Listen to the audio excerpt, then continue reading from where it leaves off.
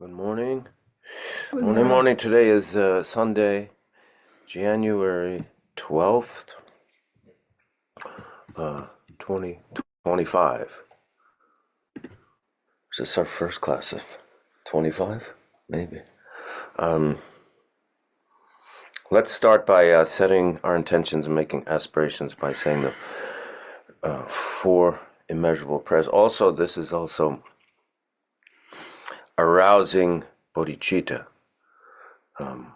If we really kind of connect to these words and try to connect to them in a sincere way and in a very realistic way, rather than theoretical or metaphorical.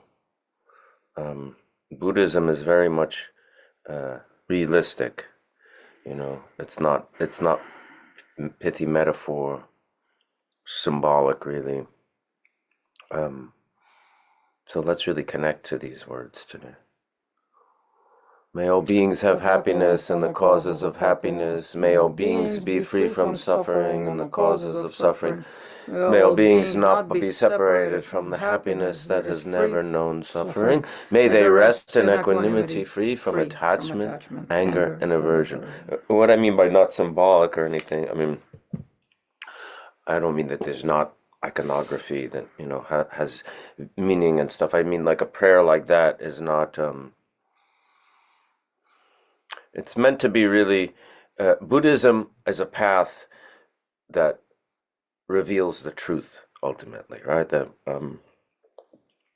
nature of our true nature, the nature of what it means to be, you know, a sentient being, a part of this universe, and all those things. So something like a prayer like that, when you say, "May all beings have happiness and the causes of happiness,"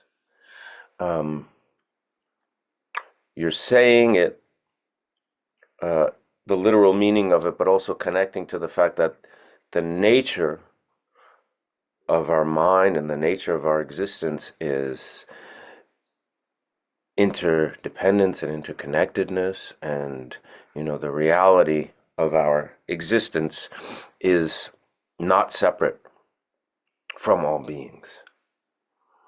We're not saying this prayer from a separate point of view, like it's us and them. While we say that prayer, we're kind of acknowledging our interdependence and interconnectedness, and the fact that we don't exist in a vacuum. We don't exist as a separate, inherently existing self. That's just a perception from a very limited subjective point of view. So that prayer and the dedication prayer at the end, are really meant to be taken in a very literal fashion, not just, I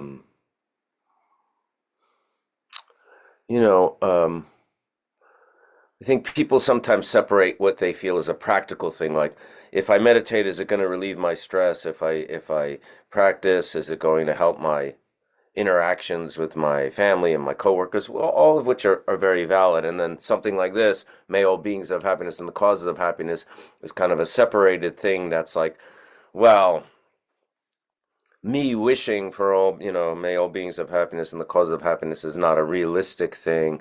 It's kind of a theoretical thing because there's so many people that I feel are bad and don't deserve happiness and things like that. But it's, we're not connecting to it on that very worldly level. We're trying to see the bigger picture, you know. And recognizing the view of Buddhism,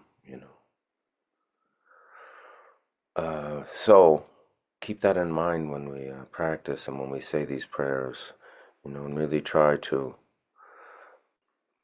understand that bodhicitta love, that kind of like vast love, limitless compassion and things like that it's almost more a radiance than it is some kind of rational intellectual judgment decision or something like that. Like you're connecting to it's not like so much a thought that makes sense to you per se as it is connecting to like an inner radiance that goes out into the world and receives in connect in interdependence and interconnection. Um, I think that's a much better way to look at it. Do you want to add anything to that? A friend of mine and I just attended a teaching by Garchen Rinpoche, the winter teachings, and Rinpoche said two very astounding kinds of things. First thing he said was that it is merit, doing virtuous things, that is the cause for wisdom. I always thought of it in reverse. After all these years of practicing and going to teachings and reading and studying, I had it completely in reverse myself.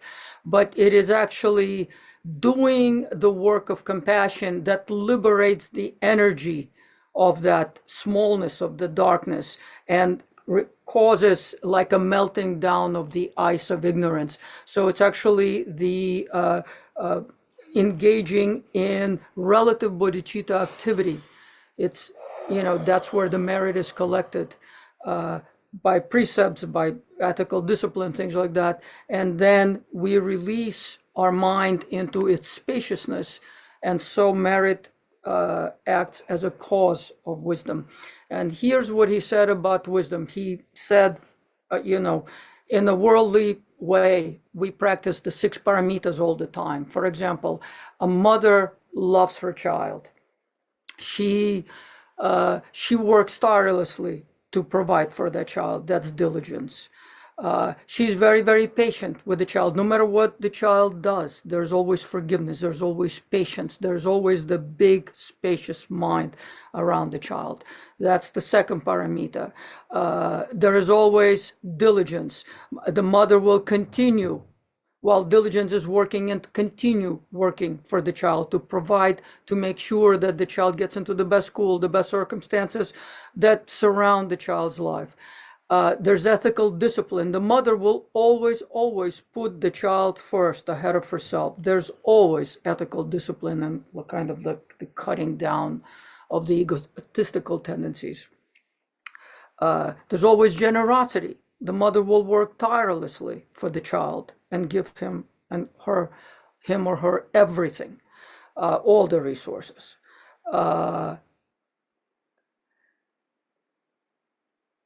And what really makes the 5 paramitas, generosity, ethical discipline, diligence, forbearance, taking all kinds of difficulties upon oneself for the sake and the benefit of this child.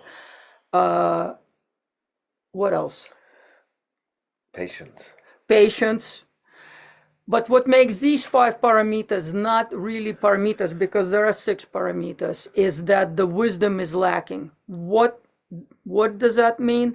Is that when a mother with all this love and all these boundless qualities of the 5 paramitas says, this is for my child, then there is no wisdom, because a wisdom is not something that distinguishes between one's own and all the children. That's what wisdom is. Wisdom is really truly what illuminates the other 5 paramitas and makes them, elevates them from ordinary behaviors to the light of Buddhahood. Even though we're like trainees on the path of Buddhahood, but what elevates the ordinary behaviors and makes them into the paramitas is that we do it for the benefit of all sentient beings, just like the 4 immeasurables we were reading just right now. So this mother's love, all of our mother's loves, are only limited, ordinary human, selfishly motivated behaviors, and therefore do not become the bodhisattva practices, which is what the 6 paramitas are, the par excellence bodhisattva practices. We take them on. They become the bodhisattva practices because they start with wisdom. And wisdom is something that knows we're not separate, that self and other are delusion.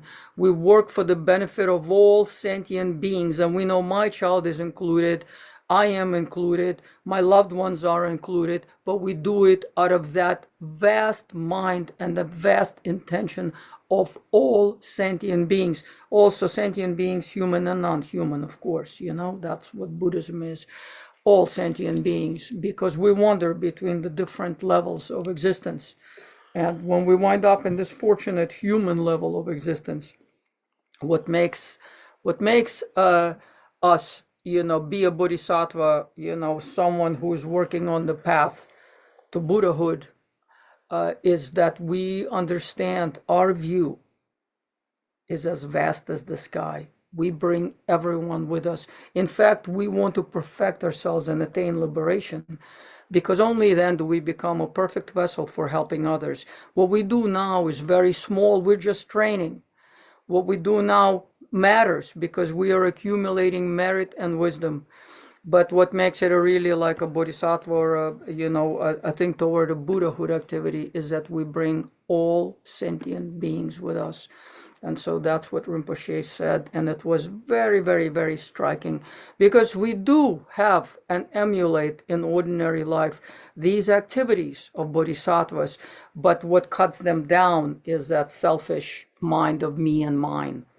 When we can work with that and really know that if we turn that channel off, the me and mine channel, to another channel of all of us, that we can go from like this limited, small-minded, ant-like mind to, not to say bad things about ants, but the animal realm is a realm that is qualified by procreation and seeking sustenance and survival. That's the mind of ignorance. I mean, that's all that that mind is engaged in. Of course it has love toward one's loved ones, but does not have this vast attitude that we can raise in the human realm through the human opportunity of the human vessel and mind. And so this is what he said, that merit is the cause for wisdom. We accumulate merit, our wisdom becomes more accessible to us. Like the more we shed the selfishness and do for others, the more we have the direct possibility for gaining wisdom. And the second is, he described that we engage in daily life all the time in activities, but because we don't expand our mind through the view, when the view is missing, our activities become animal-like activities for me and mine, and so by simply going from this me and mine channel to the channel of myself and all sentient beings, we really change like dramatically. Thank you. So, in light of what you just said and what we were talking about, why do we meditate? We meditate to habituate the view. That's it.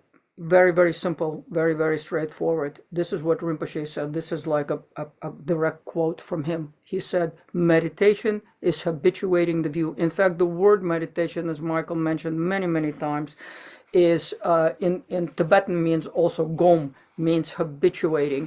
We habituate our mind to go from the channel of me and mine to the other, to the other film of all of us, of all sentient beings. This is the view. The view is there is no separation. This whole notion of, me and mine is delusional.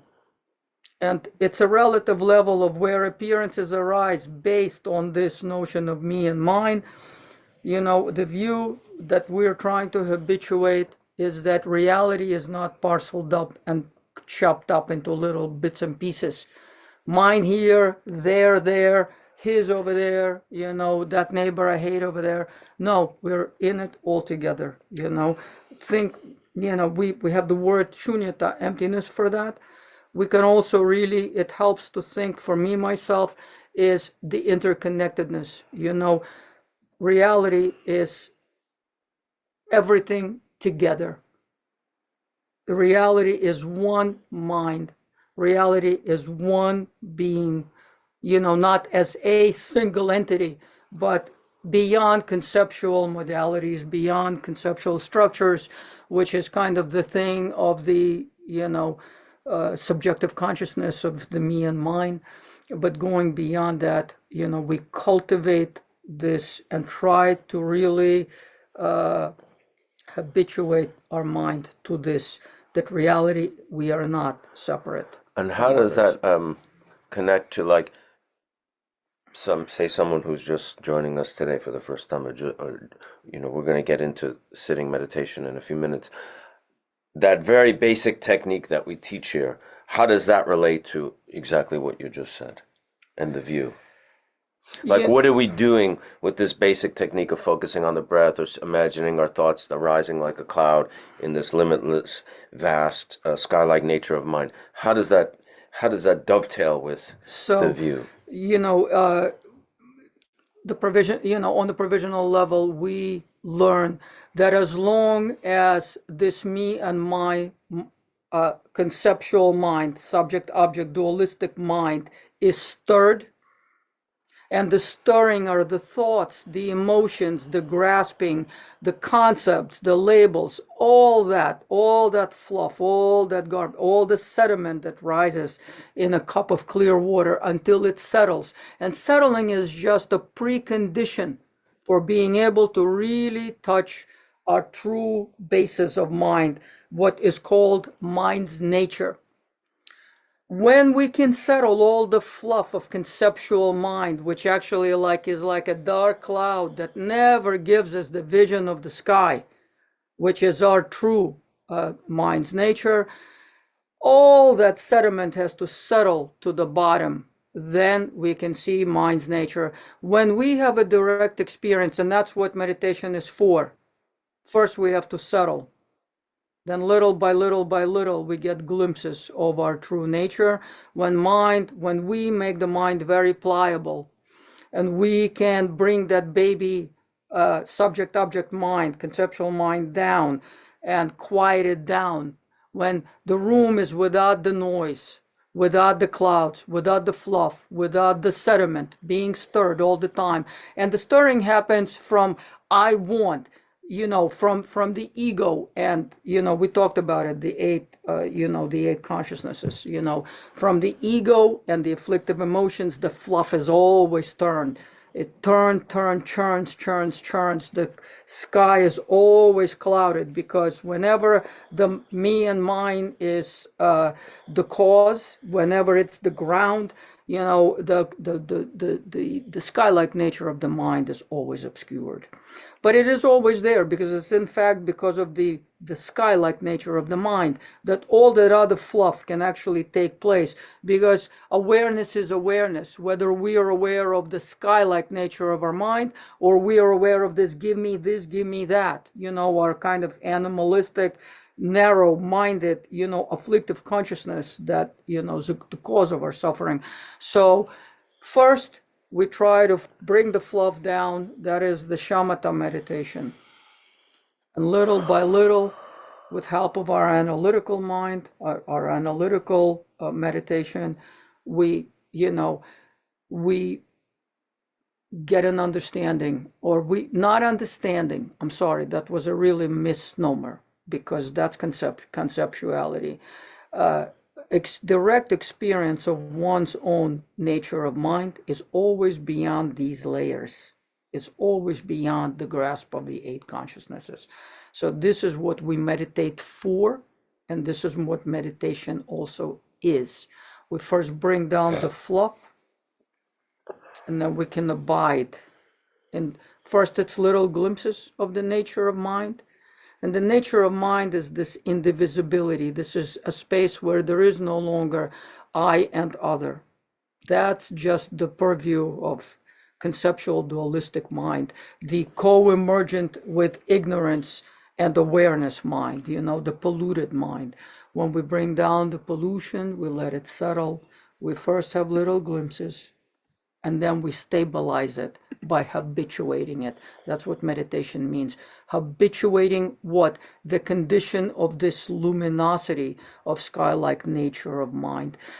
In Buddhism that Michael and I practice, we need that introduction to the nature of mind by a experienced teacher. Often just being next to a person who has these qualities triggers that experience in us. But it's difficult to do it on our own. What we can hope to achieve on our own is, of course, is at least the settling down and have little glimpses of the mind's nature. The teachers can, really get us on the path on how to keep continuously eliminating the garbage out of ourselves, so that that nature of mind that is obscured by this garbage of the self and afflictive emotions and the dualistic ignorance, how to, you know, how to have the direction, which levels we have to traverse to habituate that nature of mind as our continuous basis. Okay, with that, let's meditate, practice. We'll do a brief review. So, the first thing you do is, you take your seat. Usually you sit cross-legged on the floor.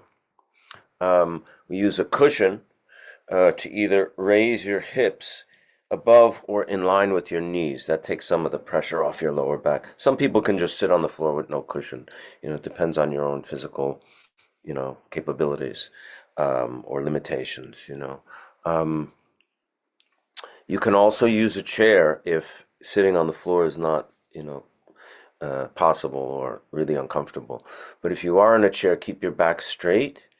And again, your hips shouldn't be below your knees. They should be either in line or slightly above. Feet on the floor. Straight back applies whether you're sitting in a chair or on a cushion. And it's a straight back, but not really stiff, not like kind of like military attention kind of thing, but just enough tension to make it pliable. We always use that example of the guitar string, right? A guitar string has just enough tension to make a pleasant sound. If it's too tight, it doesn't make a sound, and if it's too loose, it won't make a sound. So think about that in terms of how you're holding your body, because you want that uprightness, but you don't want it to be too tense and really uncomfortable and expending too much energy. So it's a relaxed attention in a way. You can have your hands, we do this like with the left hand, the palm up, and the right hand, the palm, the back of the hand resting, thumbs touching in the lap, or you could just have your hands down on your knees. The head is slightly tilted, right? So your chin is slightly tilted rather than up and back, Your mouth, we meditate in this class with the mouth, lips closed, the teeth apart, the tongue resting where the roof of the mouth meets the upper teeth, breathing through the nose. If you're congested or you can't do that, then you can breathe through your mouth. But the lips shouldn't be closed tight. It's kind of a relaxed,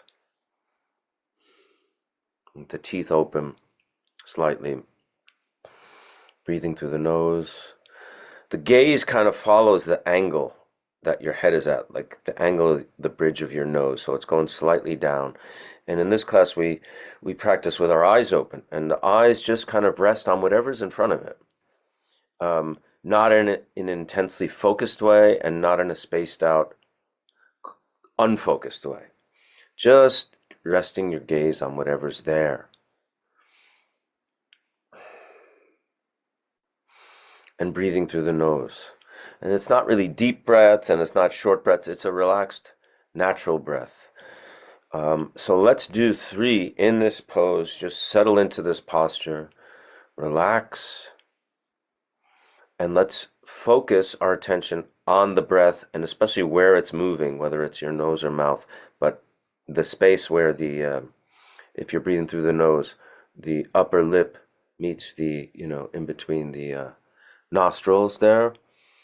And focus your attention on the breath, on the air moving in and out for 3 times, 3 breaths.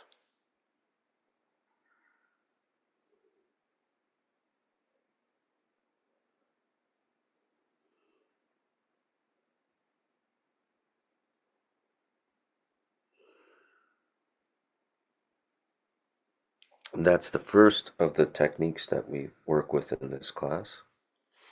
The other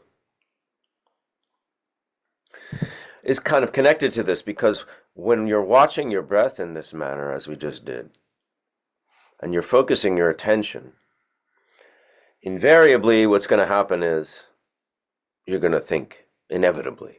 you're going to start to think. You're going to have a thought about, it could be about what you're doing, whether you're doing it right or wrong, or feel like you're doing it right or wrong, or whether it's nice or it's not nice, or it's pleasant or not. Or it could be something that happened 20 years ago that suddenly pops into your mind, or you hear something outside and it reminds you of, this neighbor who annoys you or something, or something that's going on in your neighborhood that you want to participate in because you hear it, whatever it is. That's going to happen. Thoughts are going to arise, and what we do is we use this. We train ourselves to, when we notice we're thinking. Now that's the key. We have to notice. We have to become aware that we are thinking. It's not about the thought, judging the thought, defining the thought, sorting the thought out, following it. No, we just notice, oh, I'm thinking about this thing happening outside my house. And then I say, back to the breath. I refocus my attention, reset myself, reset my mind, and focus my attention once again on the breath. And this is going to happen probably quite a bit throughout the session.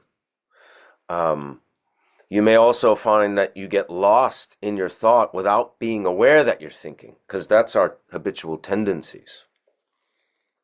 The second technique is the same thing. You're focusing on the breath. And when you become aware of your thought, this time you're working with the idea of your mind as this limitless, spacious, clear blue sky. That's very calm, that's wide open, that's full of potential, that's very soothing and relaxed and spacious and open. And the thought, once you become aware of the thought, the same way we do in the first technique, you imagine it as a cloud that has arisen in this sky-like nature of mind. And again, the key to this practice is becoming aware of the thought that has arisen. Once you're aware of the thought that has arisen, you watch it dissolve back into the sky from where it came. So it's not separate, it's of the sky, and it returns to the sky without leaving any trace, without leaving any blemish or mark. And then you're back to the breath, you're back to that limitless sky-like nature of mind.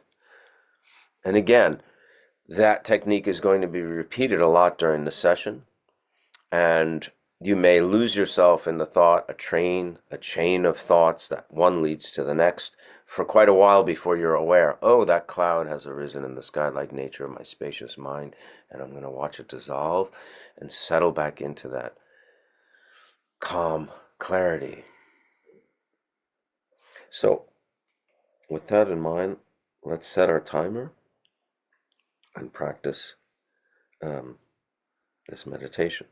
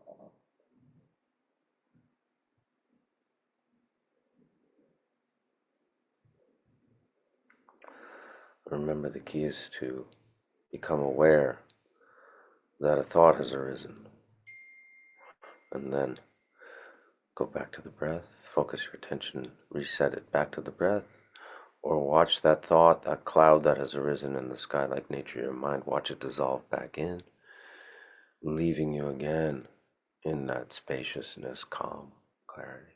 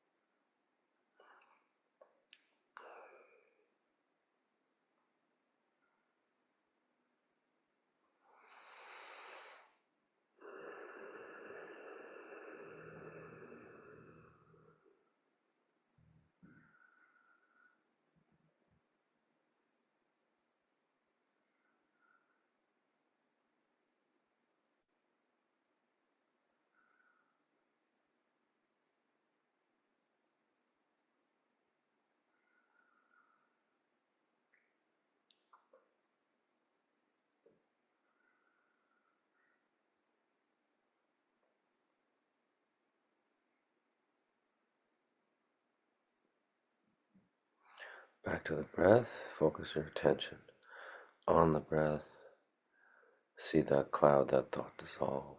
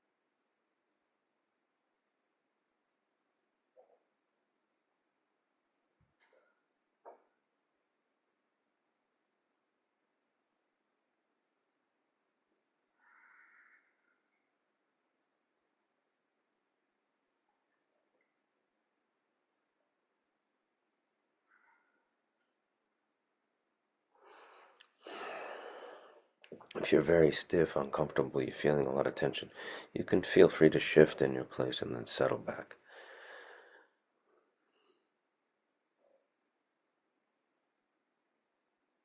Back to the breath.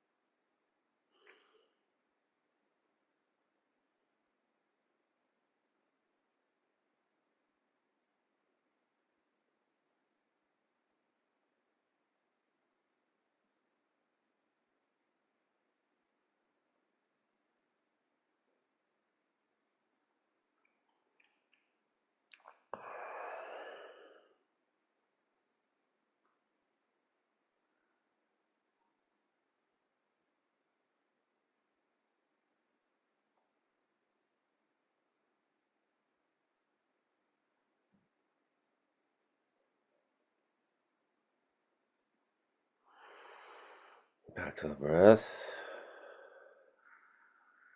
Watch that cloud, that thought that has arisen, dissolve back into that limitless, calm clarity, spacious, stainless nature of mind.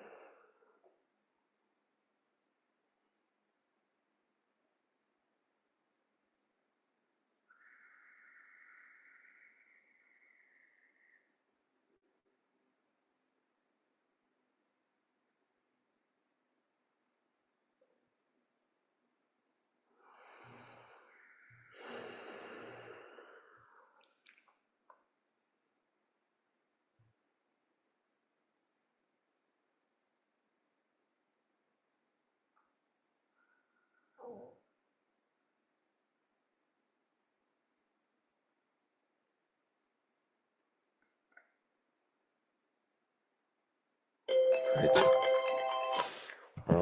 Great. So I think maybe some of the takeaways for those of you who are new and those of you who are not as well. There's two really big misconceptions about meditation. One is that it's about not thinking, which is not, if you notice what you were doing there, that's not really what you're doing. What you're actually doing is more akin to if there's a muddy river, right? And you take a glass and you scoop up some water from that muddy river and you set it down on a table. And at first it's muddy. And just the fact that it settles and is still, the sediment of the mud sinks to the bottom, leaving this clear water. That's really what we're doing. We're really settling our mind, kind of stilling it, making it still. So the thoughts, just kind of settle down, revealing that true nature. Like the true nature of that water is clarity. The true nature of the mind is clarity. So by settling it, it's not like I'm going to not think. What I'm doing is working with the thoughts to settle them down by recognizing them and recognizing that they have arisen from the mind and settled back into the mind. That's really what we're doing. That's an important distinction to make. And the other is that some people think their minds are incredibly busy and more busy than other people and they can't meditate. And pretty much everyone I've ever met thinks that when they start. Because our minds, through habituation are very busy, living in this modern world especially. Although people throughout time probably had very busy minds. And the nature of the mind, is also one of the qualities of the mind is that it thinks, it's cognizant, it has, thoughts arise within it. Everyone's mind is busy. That's why we need to meditate. I mean, if you didn't have a busy mind and you had this kind of just stillness, nobody would need to. But that's why the Buddha taught, because our minds are busy, and our nature, our true nature, is obscured because of that busyness. So keep those things in mind when you practice. Let those things encourage you. Because the idea of not thinking is, how do you act a negative? It's like when people say, don't think of an elephant, and the first thing you think of is an elephant, So that's a misconception, And these techniques are very, very, very simple. But this practice is, especially when you begin, when you just start to see how busy the mind is, it's almost like shocking. But that running train of thoughts that just exists, that's pretty much how we operate all the time, and what we're doing is interrupting that. to get in touch with that true, nature of mind and who we are. Um, we're going to take some questions soon. So if you do have any, there's a Q&A button on the toolbar in the Zoom program, and you can ask questions about what you like. But Victoria has some more she wants to speak of, I think, before we do that. Always think of thoughts as the surface of the river or the ocean, and awareness as the undercurrent is really the basis from which these fluffy things arise. What we do in meditation, we want to bring down the surface to like a place where it doesn't hijack us all the time, but so that we can experience the undercurrent, the very depth from which all these movements arise. The movement and stillness are the same, like the waves and the bases of the ocean. They're one. But we get so very preoccupied with the little fluff on the surface. We, rarely ever kind of go and experience the basis. So it's not like the basis is something else or something different, or that the waves or the fluff, the little foam is different from the basis. But it's being not trapped all the time on the surface event. Ignorance is the mind projected outward, lost in thoughts and projections, in memories, in the events, in the movement. That's ignorance. And awareness is mind turned inward and really seeing this outer stuff, more like a movie, not getting into every bubble and being hijacked by these little thought bubbles, because always these bubbles, they stop, they end, and then right away our consciousness jumps into another bubble. From this we go to that, to that, to that, to that, and it's this endless movement of the surface, driven by wind of karma, and we're lost in it. So it's really, meditation is about bringing the mind back, bringing the mind back, bringing the mind back. You get hijacked, bring the mind back, bring the mind back. Also connect with your heart level, with the energy, because the seat of our life force and awareness is in the heart. So, take away from the control center of the fluff over here, which is like the processing factory of the garbage, and bring it to, connect to the heart center, connect to the life force, and make the eyes very, very, very soft. Because as long as you're staring at something intently, that's just experience of the 5 senses and the 6 mental consciousness. So make it very soft, ease off, watch it softly, don't be in the movie. Know that you're an observer in the movie theater. Keep it very, very, very soft, and connect and reconnect. I'm going to try to keep it super, super brief. I just wanted to speak about one of the things that is very difficult for us at the same time. It's a thing of great benefit, the difficult places where the mind gets tied up and bound.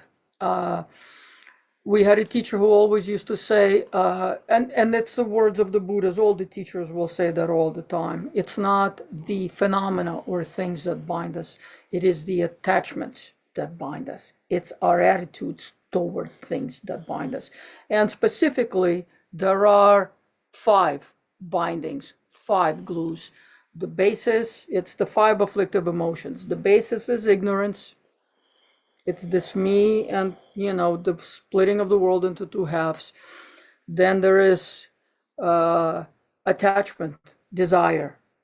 Then there is the things we want to avoid, the difficult things, from which anger starts, and the things we want to push away. The closer they come to us, the more the stirring of the impatience grows into frustration. Frustration grows into like slight anger. Anger grows into big anger, and eventually becomes hatred, and we want to destroy those things we want to avoid.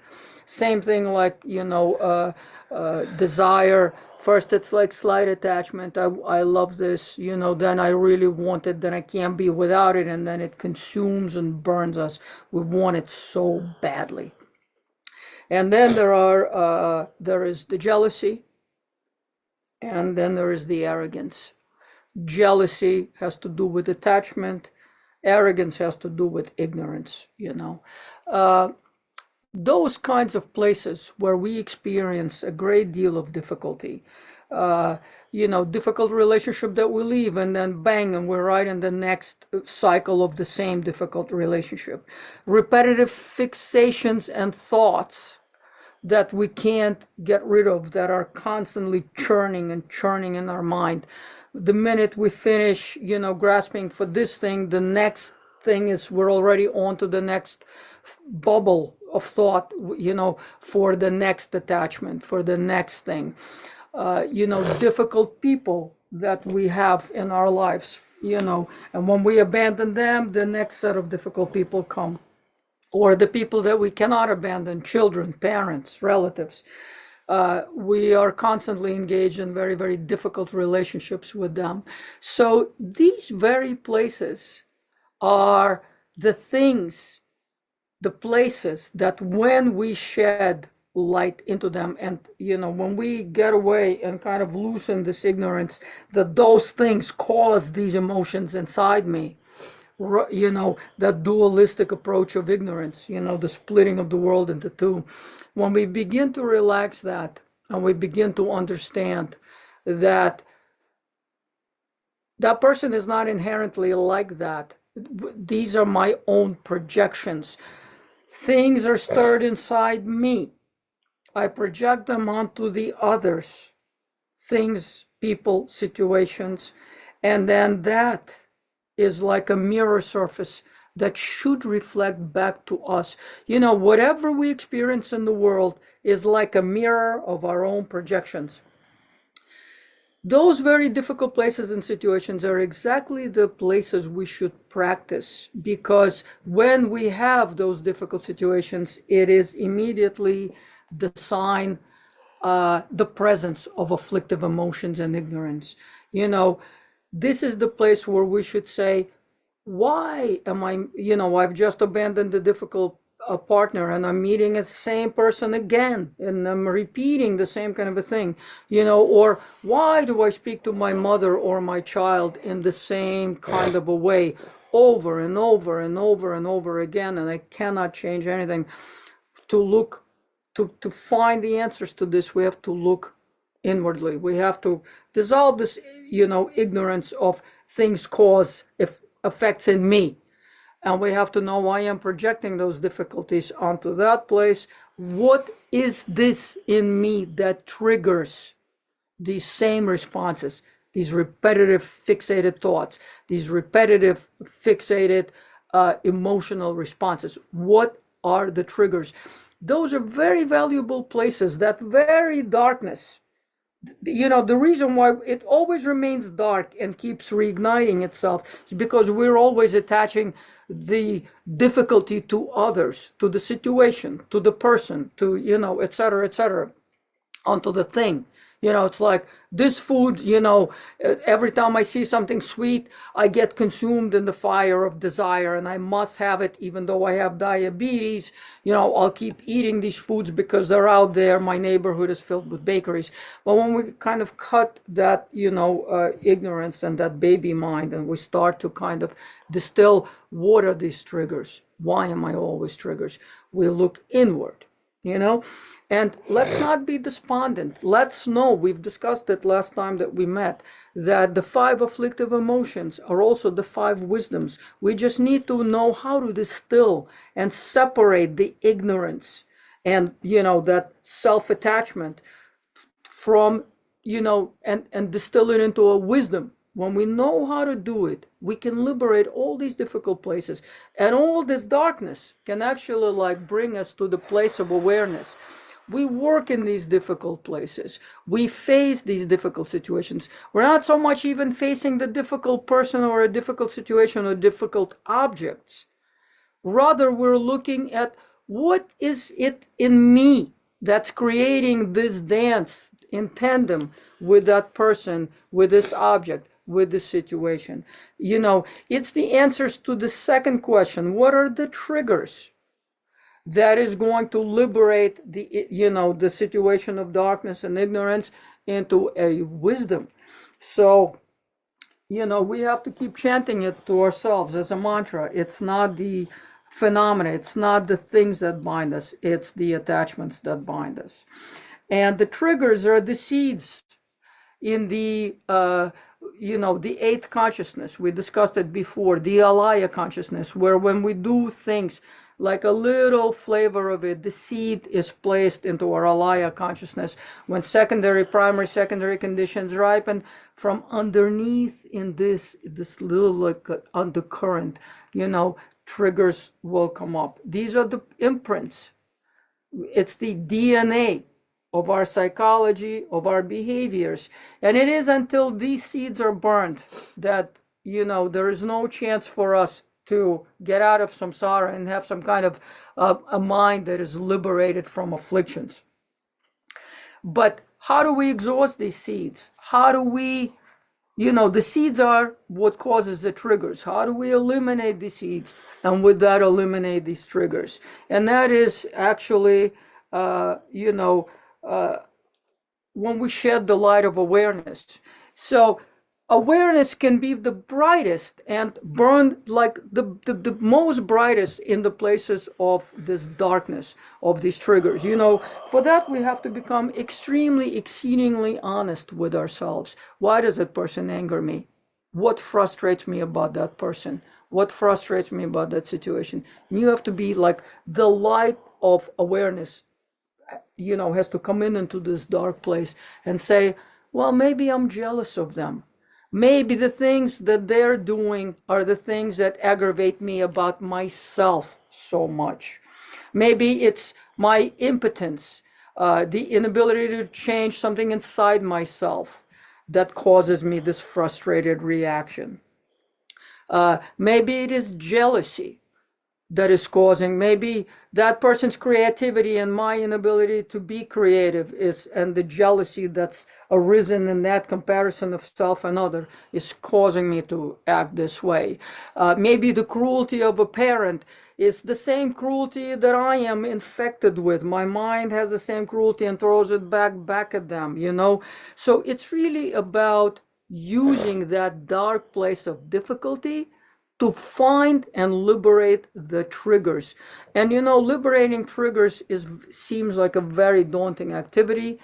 It is difficult and easy at the same time, because actually, what's very difficult is that because it's going to keep coming up. It's going to keep coming up because the more we've done and engaged in unvirtuous behaviors, they're like coded in us, because they're like the tics and habits that are so strongly imprinted. It'll take all of our work.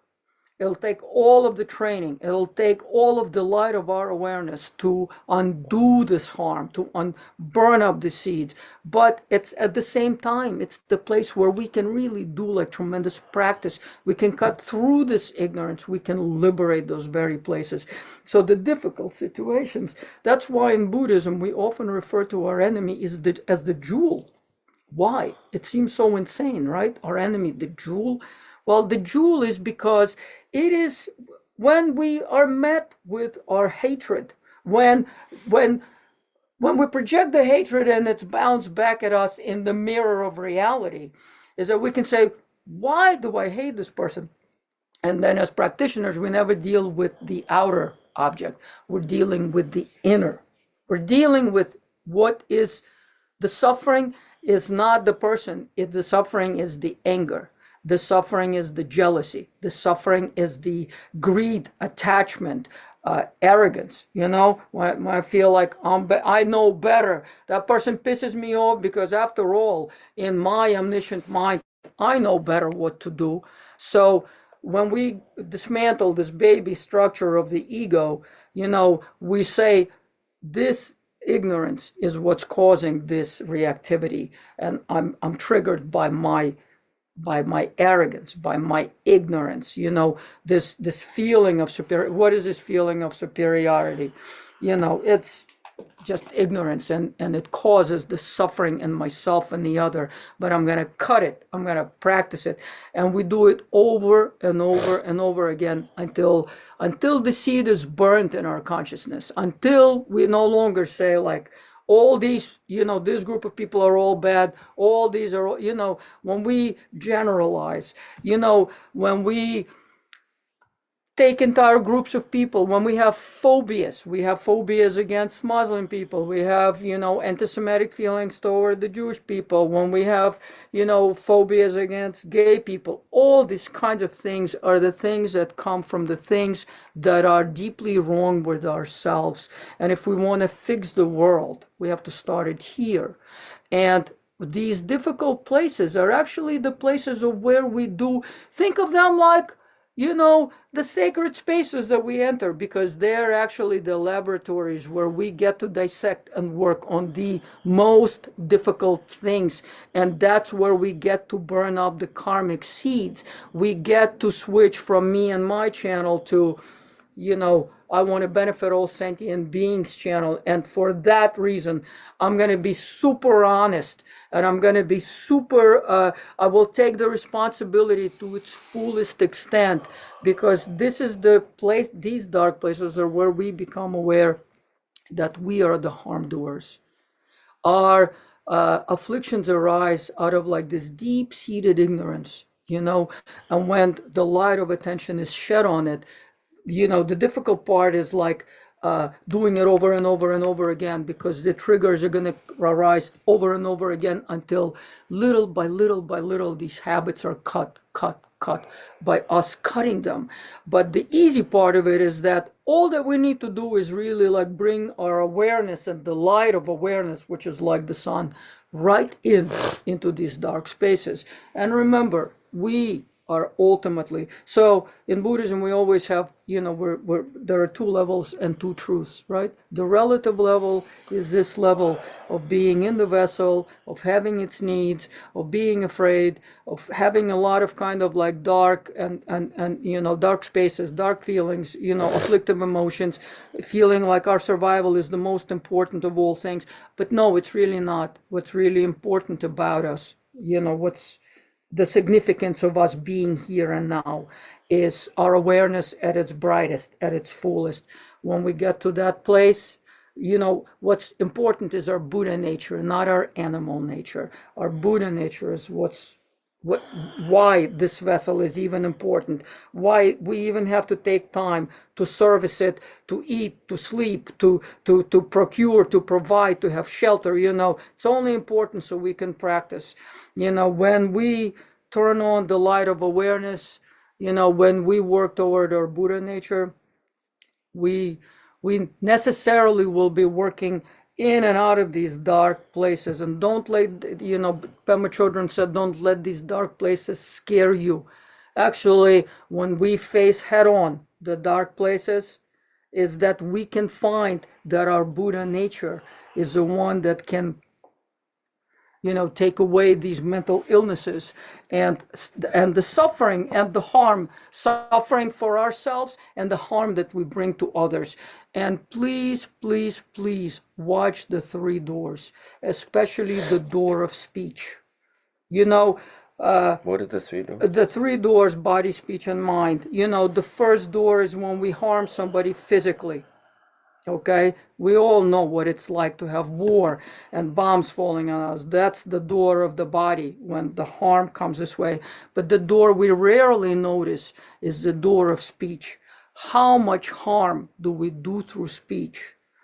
How much time do we say, this is bad, he is bad, this is like that, this is, we do so much harm through the door of our speech and the door of the mind. The door of the mind should always be planted in the view. We have Buddha nature. All sentient beings have Buddha nature. We can never forget that, especially when we're facing a difficult person standing in front of us. repetitive or new.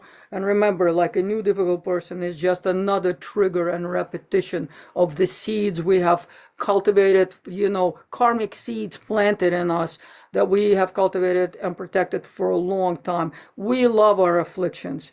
We cultivate our afflictions by this arrogance, by thinking, oh, I know better. I'm better. That person sucks. He's a difficult person. He's the one who's creating all the problems. It's not like that. That's just the ego baby mind speaking to us. The door of the mind should always be planted in the view, and always the door of the view should also be surrounded and protected by the six paramitas.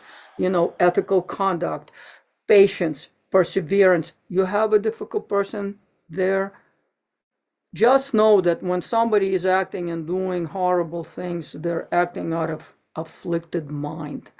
They're acting almost like out of a mental illness. They're not acting out of clarity.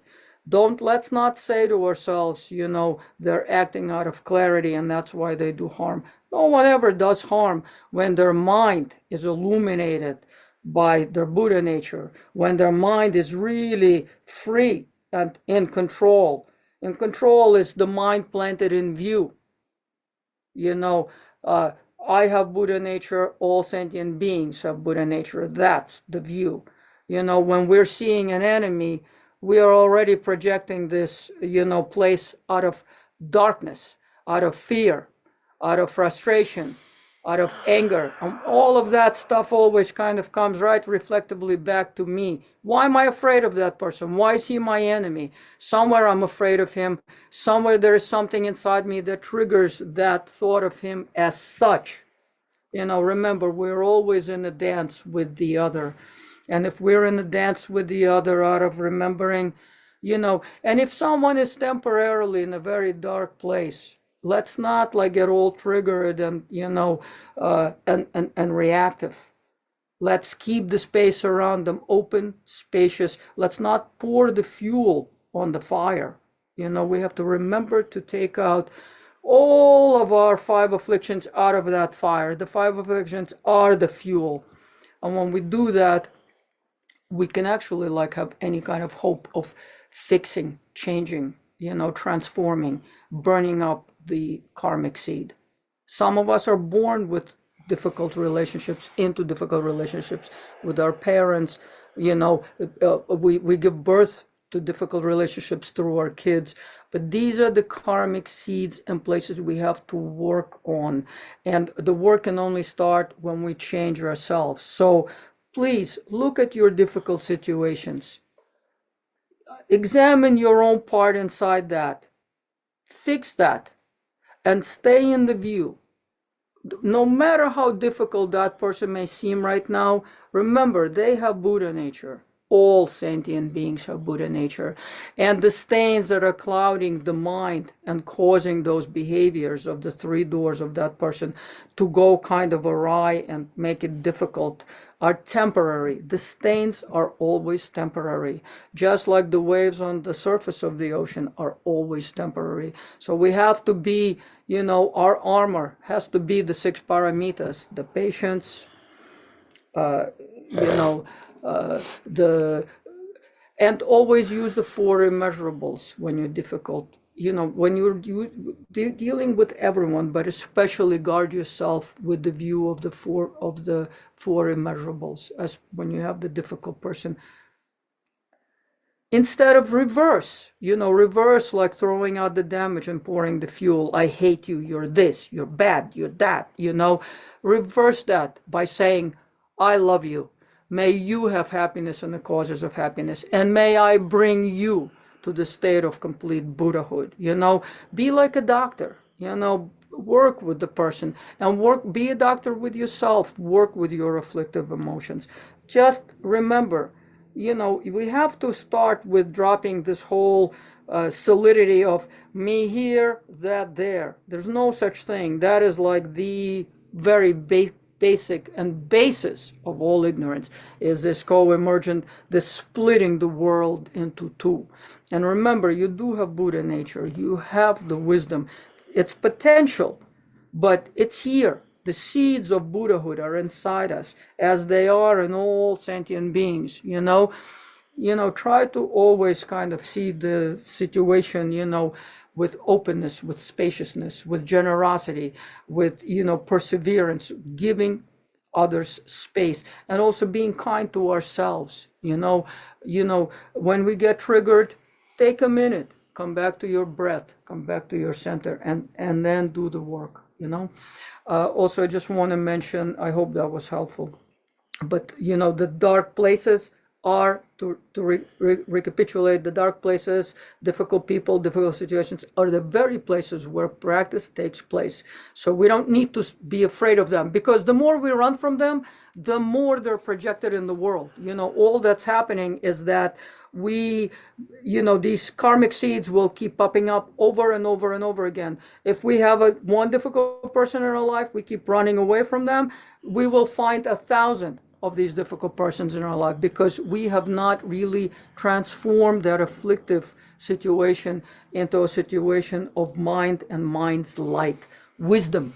As soon as we start to deal with the situation, like dealing with addiction, so today, if we have an addiction and we go from heroin to methadone, I don't know if we're really changing anything. We're just replacing one for the other, and there'll be like millions. The afflictions just grow.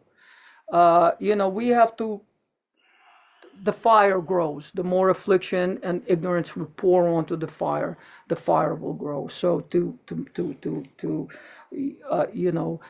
we start with reducing, and then hopefully with completely annihilating the karmic seeds of afflictions and ignorance. And I also want to just say that Garchen Rinpoche gave us, when the fires in Los Angeles started, he told us all to recite the Tara mantra. I'll send that to Nick right now while we're doing questions. It's Om Tara, Tu Tara, Tura Soha. And you visualize white light in the center of your heart, and on the mantra you send out, purification, and whatever these light rays from the center of your heart should send, whatever is needed. We have that potential, and bring your mind from just simply, make it a spacious mind to benefit all sentient beings, not just our personal friends and loved ones who are suffering and have suffered there. Make it for all beings, and then include others who are suffering beyond the Los Angeles fire, to all the beings who are suffering in this world. Thank you. All right. Well, we're going to have to close. I mean, there's a lot of questions, but we have run out of time. So if you really need to get your question answered, you could write Michael Imperioli Meditation 101 at Gmail. And those of you who are new, on the Solidago Productions website, there's a list of teachers, and you can look them up. We encourage anyone who's interested in this to connect with a teacher from an authentic lineage. We have a list of some on Solidago Productions website. Most of them have books that you can get, and teachings on YouTube, and websites, and email lists, and things like that, that you can get on and see their teachings. And I think for those of you who are looking for a beginner book, The Power of Mind, we recommend, by Khentrul Lodro Taye Rinpoche. With that, let's close by dedicating the merit from today's teaching to the benefit of all sentient beings, by saying a dedication prayer. By this merit, may all beings attain the state of enlightenment and conquer the enemies of faults and delusions. May they be liberated from this ocean of samsara and its pounding waves of birth, old age, sickness, and death. And thank you, Nick, our producer, for making today possible. You know where they can find the mantra that you just... I just sent it to Nick.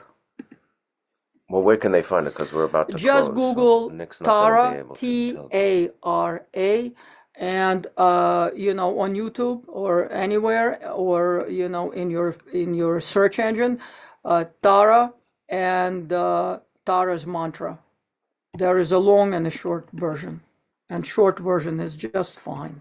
Once again, the email for questions is Michael Imperioli, Meditation 101 @gmail. Thank you. We'll see you next time.